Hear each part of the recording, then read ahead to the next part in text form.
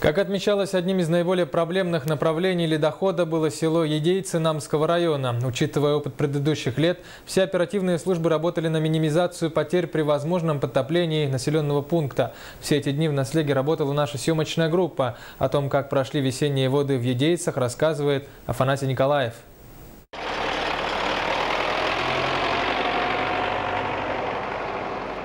К эвакуации живности жители Наслега Едейцы подошли остроумно, но главное – ответственно. Телят, жеребят, коров и лошадей начали эвакуировать еще за 3 дня до прихода большой воды.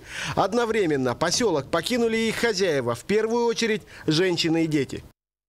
Оперативная группа службы спасения Республики Саха-Якутия совместно с администрацией села Едейцы эвакуировали с поселка 879 человек, эвакуировано также, отогнано на места временного содержания скота более 2000 голов. Жителей поселка все это время прикрывала оперативная группа Республиканской службы спасения. Постоянно дежурили сотрудники ГИМС района, Наслежной и районной администрации. В данное время с республики оперативная группа 15 человек в составе работает, готовы работать, принимает активное участие. Серьезный подъем воды начался уже вчера днем. За 13 мая она выросла на более чем 1,5 метра. За рекой постоянно следили сводные оперативные группы. Каждый час они передавали информацию напрямую в столицу. Да, вот критическая ситуация у нас получилась. У нас отметка 673 сантиметра,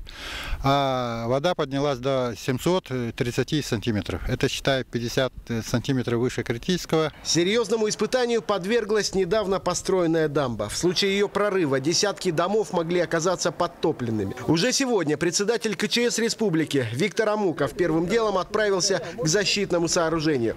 В то же время начался спад воды. Дамба выдержала испытания. В этом году она отработала и защитила людей. Поэтому это результат работы всей комиссии Намского района и КЧС республики. Поэтому мы смотрим и видим, что такие дамбы нужно строить в нашей республике. Это дает результаты работы. Пик паводка для Едейского Наслега уже прошел, но ледоход продолжает движение. Оперативные группы якутских спасателей, МЧС России, местных и республиканских властей продолжают работу на местах.